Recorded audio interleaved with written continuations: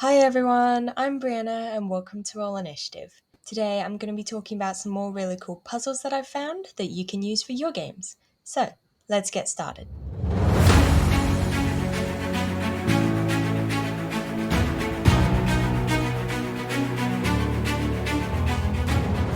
Just something to keep in mind before you put puzzles into your game is to be careful of where you put them, because I wouldn't put puzzles in front of anything necessary for the plot, because if your players can't solve a puzzle, then you'd either have to let them go around it or give them the answer.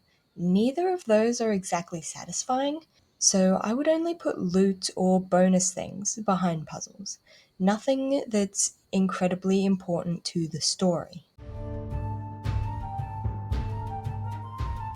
This is a lock puzzle, so it can be used for a chest or pretty much anything that's locked, but for this example, we're going to be using a door. So your players find a door, and it has 4 runes carved into it. The runes will spell the word open, but they're all mixed around, and if your players investigate and have a closer look, then they can remove the tiles from the door with each tile having a rune on it. They can then mix them around to create the word open, and the door will unlock. Okay, this puzzle is a bit of a riddle and a bit trickier, but pretty much your players walk into a room filled with treasure, and when they go to leave, presumably with more treasure than they can reasonably carry, they find written on the inside of the door, "To leave with more than you came, speak the second magic word's name." And the first magic word is please, so the second magic word would be thank you. So your players have to say thank you before they can leave the room. The difficulty of this puzzle is going to entirely depend on the type of players you have. And as for how it goes, is there's some sort of statue or some sort of guardian blocking your way, and all you have to do to get it to move is ask. This could be very, very easy for some players, depending on if asking the Guardian to move is their normal approach, or it could be more difficult if your players tend to overthink things.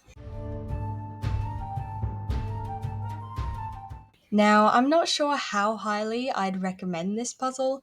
Probably depends on how sure you are that your players are going to forgive you, but pretty much they walk into a room and all the doors close. And in the middle of the room, there is a pedestal with a timer on it, maybe an hourglass, and it is slowly counting down.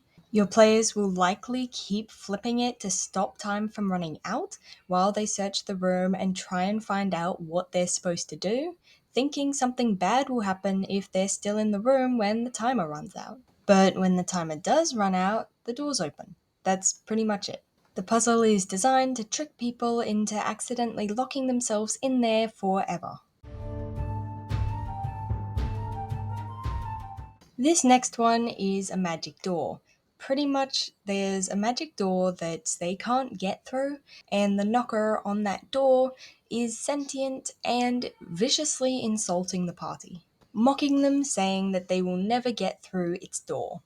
Now, in amongst all the knockers talking and mocking, it's going to say, "To get through my door, you have to say the password." Now, your players might try and search the room and look for any clues on what the password is.